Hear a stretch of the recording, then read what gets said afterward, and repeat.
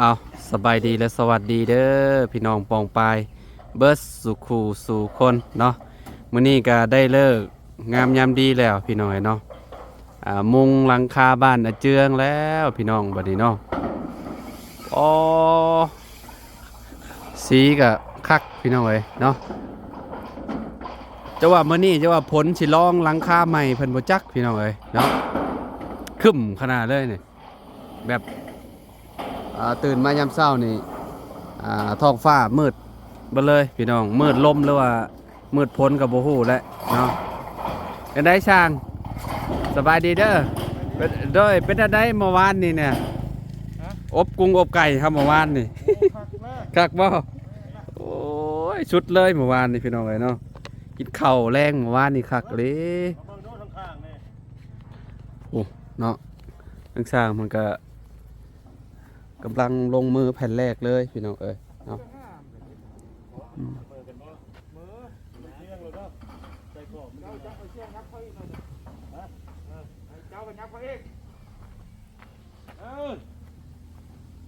โอ้คักเลยนี่พี่น้องเนาะบ้านเจืองยอมหับเลยว่างามคักเสาต่อนี่มันเฮ็ดโมเดิร์นนี่คักอยู่ได้พี่น้องเนาะสมมุติว่าอนาคตเนาะอยากก่อตลาดเนาะก็ก่อได้เนาะเพราะว่ามันเป็นปูนเด้ก่อเมียนรถเมียนรางเนาะเรียกว่าเฮ็ดห้องน้ำในโตก็ได้เลยพี่น้องเนาะขุดอยู่ฝากพี่เนาะสมมุติว่าที่เฮาอยู่ฝั่งนั่นก็สบายเลยแบบว่าขุดคุ้มแล้วก็สามารถเฮ็ดห้องน้ำได้เลยอยู่ข้างในเนาะอันนี้ที่เจืองอยู่ทางพี่น้องเนาะก็มีแต่เฮ็ดอยู่ทางนี้เนาะห้องครัวห้องน้ำห้องครัวเนาะต่อกันเลยมื้อนี้ช่างมา3คนพี่น้องมามุงสอยกันเนาะ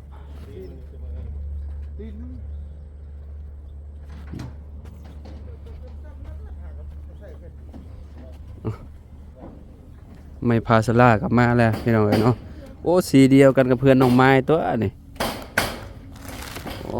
เพื่อนน้องสอนอันเดียวกันพี่น้องเนาะคักสีดูสิ่งสีนี่สีฟ้าพี่น้องเนาะเรียกว่าสีน้ำเงินเนาะมื้อนี้คือคึมๆจังได๋บ่มื้อนี้เนาะหนาวบ่เจ้านะเวลา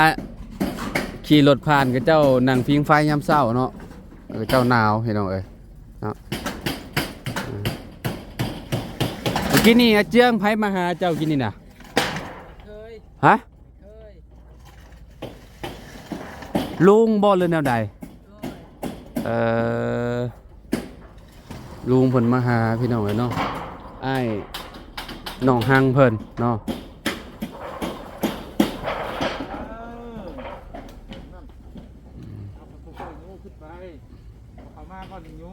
มุงแล้วนี่ก็แอมแล้วบาดพี่น้องเนาะเพื่อนน้องไม้กับสีนี่สีเดียวกันพี่น้องเนาะสีไม้พาสลาสีนี่ก็งามเหมือนกันเลยสีหมามงคุดนะเบิ่งบ่เบื่อพี่น้องสีนี่ก็ได้เนาะ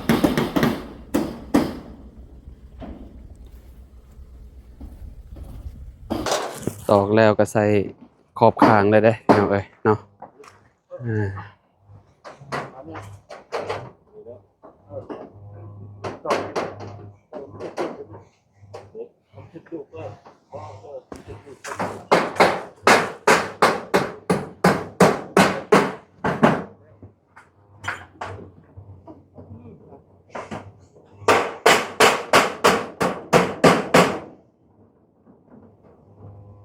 เทพคนตัดที่ลุมไหม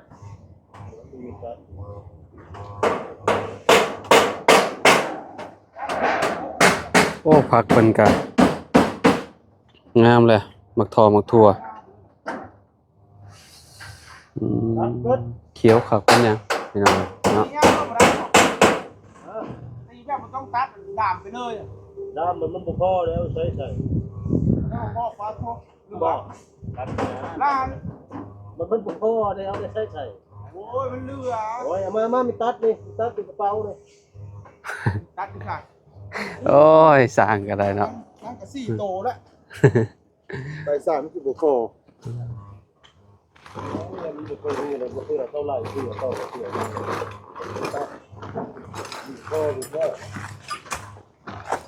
บ่พอแล้วกินไก่เอกบ่แรงโอ้ทีมงานเมื่อแล้ว ยัง เอ้ยเอามาพี่น้องเอ้ยเนาะขึ้นมาเทิงก่อนเนาะโอ้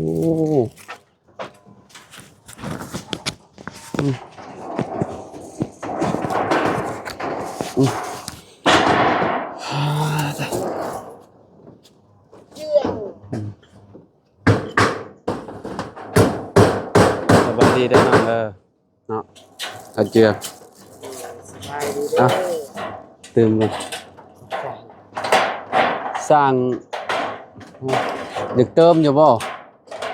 เติมมาแล้วบ่ฮะอ่ะให้เพิ่นนะสิ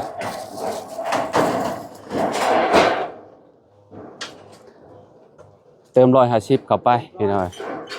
อืมอ่าเมื่อวานนี่พากันกินโอ้พี่น้อยกินอบไก่คักมันยัง ใจครับใจ อืมนี่รับเรื่องอืมขึ้นมาผู้หัวหน้าอยู่ลุมผู้พี่น้องเอ้ยเนาะเออชี้คักเลยบ้านอาเจียงนี่พี่น้องเอ้ยเนาะ แตกนะโอ้ยโยมมาแล้วน่ะ อืมมันแตกกับบริกินเนาะโอ้สีพี่น้องเอ้ยเนาะ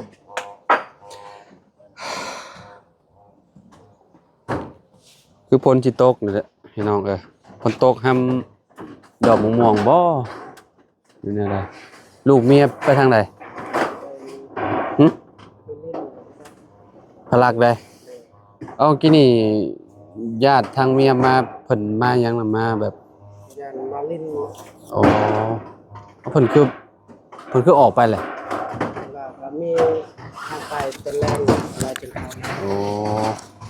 คือแบบเพิ่นมารอบหนึ่งแล้วบ่เลยนะใด ไล่รอบแล้ว อืมบ่ว่ามื้อนี้น่ะเพิ่นเข้ามาก่อนหน้านั้นแล้วบ่หรือว่าเรือว่าเพิ่นหากันมาฮอดบ่ หากระฮอดมื้อนี้ อืมเพิ่นมาลิ้นนำ โดยมาเบิ่งเฮือนเบิ่งซ่าน คิดว่าพ่อเฒ่าจะมานำ บ่แม่น โอ้ ตอนนั้นนะไอเคยตัวนั้นอายของเมียเขา อืม แต่อยู่นั่งอยู่ล่างมันก็ลาวเอาเอื้อยเขาเอาเนาะผู้ อ นั่ง ยู่ทางหลังอ่ะเป็นอันนั้นเจ้า เลย กับแบบเป็นลุงเลยเนาะอยู่ทางหน้านี่ไผทางหน้าขับรถ ไอเคย ทางหน้านี่ไอ้เคย เลย ข้างหลังน่ะเป็นลุง แม่นลาวเอาเอื้อยเขาเอาน้องเด้อ มาเลย ไปลุยจุก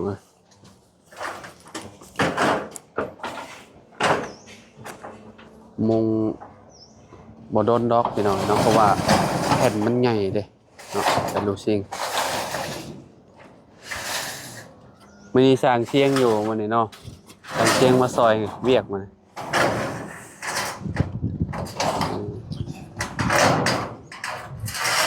มันมืดเด้อพี่น้องเด้อเนาะขอโทษขออภัยหลายๆมืดเอง ง่ายอยู่บ่ได้ปีนเนี่ย อืม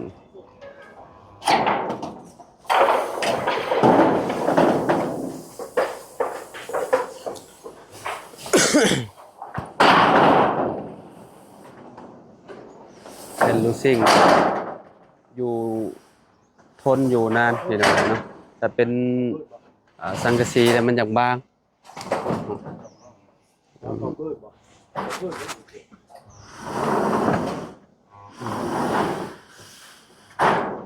พี่เจ้าเห็ดจวดจ้าดขนาดไหนแบบบ้านน้องไม้กะ ไว้ก็ได้ครับพี่น้อง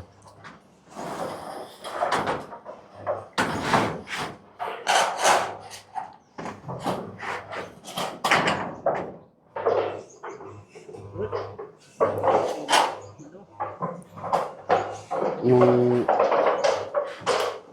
แผ่นที่2พี่น้องเนาะ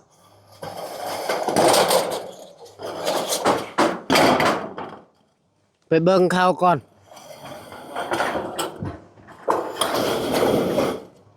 ปะเลยปะเลย เจืองกับช่วงนี้กับมุ่งหน้าซอยสร้างพี่น้อง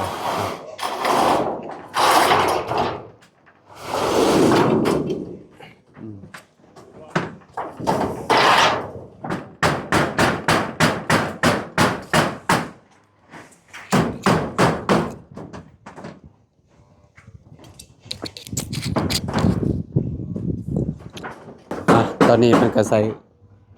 แผ่นที่2ครอบข้างแล้วพี่น้องเลยเนาะก็มาเบิ่งด้านหลังเนาะพี่น้อง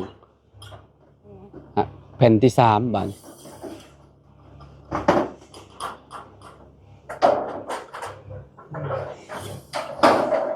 ลูซิ่งนี่มันสิง่ายแบบหนึงเพราะว่ามันยาวเลยเนาะบ่ต้องต่อบ่ต้องหยังคือแบบเฮาสามารถสั่งเอาตามความยาวของเฮือนเลยเนาะสิเอายาวสำใดสังกะสีบ่อยากปานได้แล้วคู่มือสังกะสีมันอยากบางๆสังกะสีอยู่บ่ทนปานใดเนาะลูซิ่งนี่คือแบบสามารถแบบเหยียบร่องคือกระเบื้องก็ได้พี่น้องเนาะเฮาอยากได้แบบร่อนคือกระเบื้องอีหยังอยู่ฝั่งไทยแบบเพิ่นสิเฮ็ดแบบนั้นแหละคือเฮือนน้องหลาคือกันน่ะพี่น้องเนาะพ่อน้องหลาเราไปสร้างอยู่เวียดนามพุ่นสร้างแบบเฮ็ดเป็นร่องเป็นใส่ครอบข้างบ่เลยเด้พี่น้องเอ้ยเนาะโอ้คัก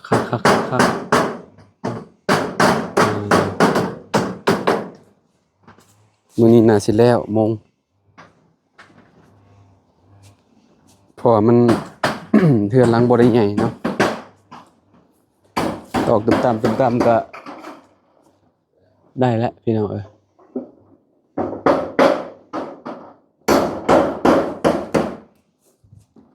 สีน้ำเงินหม่องอาเจียงยืนอยู่ก็เป็นหม่องเป็นลูกติ่งพี่น้องเอ้ย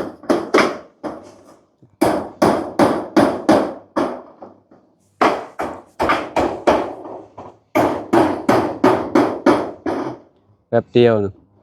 มุงได้3แผ่นแล้วกระเบื้องน่ะดนเติบอยู่กระเบื้องเนาะใส่เวลาดนเด้กับมุงกระเบื้องดูสิ่งที่ว่าเฮามันกว้างเด้ตอกตึมๆๆแล้วก็แล้วจักมื้อแล้วนี่เนาะฮะ10 มื้อแล้วบ่ก็ว่าแล้ว2คนเนาะเจ้ารวมกลุ่มกันนี่ปะ แล้วแต่โดน แล้วแต่โดนแล้วปานนี่เขา หลายบ่อนเลย ลายบอลน่ะเป็นอะไรจะอยู่ทางนั้น ทางนั้นก็ ใกล้แล้วบ่ลังไงที่พุ่น ภายนอกอยู่ เออโบกภายนอกอยู่ ภายในแล้วเนาะ อืมเก็บปีใหม่พอดีเลยเนาะ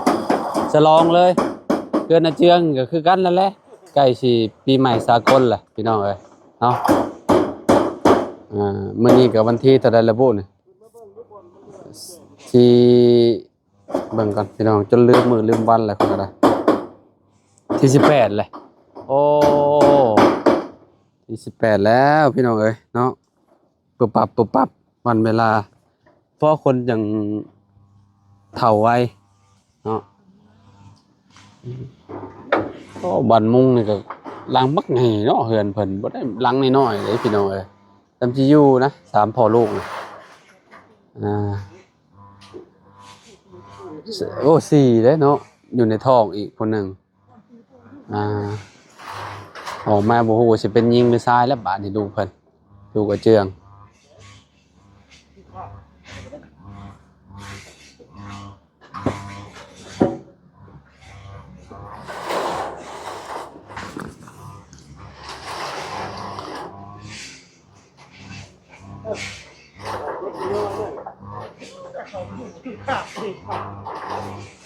เจ้าตัดหญ้าตาแตดอยู่พี่น้อยฝากนั่น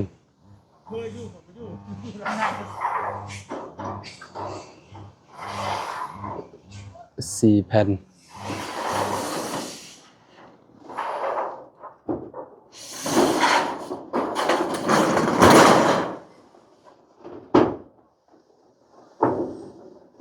แผ่นที่ 4ขึ้นแล้วพี่น้อยเนาะ เอาพี่น้อยเนาะเดี๋ยวจังเบิ่งกันอีกเทื่อนึงเนาะพุ่นแหละบัดเพิ่นมุงอิหยังแล้วเรียบร้อยพุ่นแหละเนาะจังสิเข้ามาอีกพี่น้องเอ้ยเนาะจังได้ก็ขอบคุณพ่อแม่พี่น้อง FC เบิดสุขุทุกคนเนาะที่มารับชมคลิปเด้อมื้อนี้ทางสร้างเพิ่นก็ลงมือมุงสังกะสีบ้านน้องอาเจียงแต่เช้าๆพี่น้องเอ้ยเนาะเพราะว่าเพิ่นมา3คนมื้อนี้เนาะ4กับอาเจียงซอยกันเนาะเราเพราะว่าชุมลาวน่ะเฮ็ดงานแบ่งกันเนาะถ้าว่าบ่แบ่งนี่เราว่าแล้วแต่เฮิงแล้วเราว่าแป๊บเดียวแล้วว่าพี่น้องเอ้ยเนาะเพราะว่าเป็นงานมันก็คนเด้เนาะ นี่มาติดไฟว่า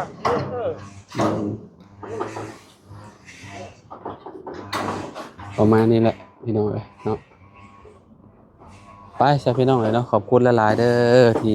รับชมคลิปเนาะซองของเฮาเนาะขอบคุณพ่อแม่พี่น้องทุกๆคนเลยเนาะ